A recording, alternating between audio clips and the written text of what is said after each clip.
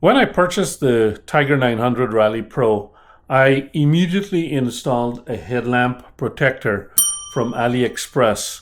It was a cheaper protector than was offered by Triumph. Triumph had a protector that's I believe is like 80 bucks or something like that, a ridiculous price. And I figured I'd just go with a cheap one. I knew that AliExpress had a similar or a knockoff of the Triumph one. And so I just thought I'd buy the cheaper one and install it and see how it goes. But the problem with that cheaper one is that you can't get behind the protector to clean. So it really makes a difference if you want to clean behind there. You need to get a removable screen protector. So after seeing some discussions recently in the forums, I decided to go ahead and upgrade my screen protector, and that's all this video is about. But mostly what I wanted to say in this video is the instructions for installing this screen protector. It doesn't come either with the Triumph part, as far as I know.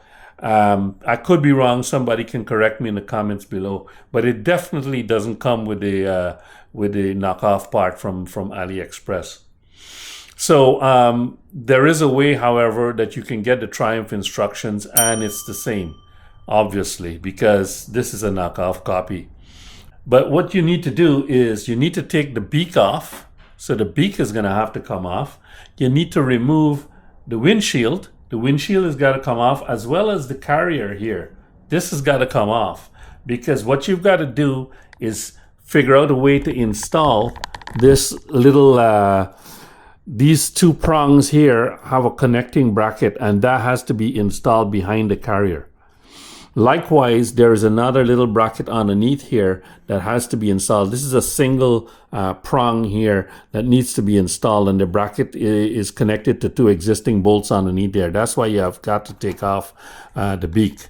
So when I did this installation, I wanted to take my time and do it, do a good job, obviously. So it took me about an hour to do all of that, going slow. And the major part of that is actually getting the beak on and off, because my problem is I've got an aftermarket horn underneath this beak. So I've got this Sound Bomb Mini underneath my beak here.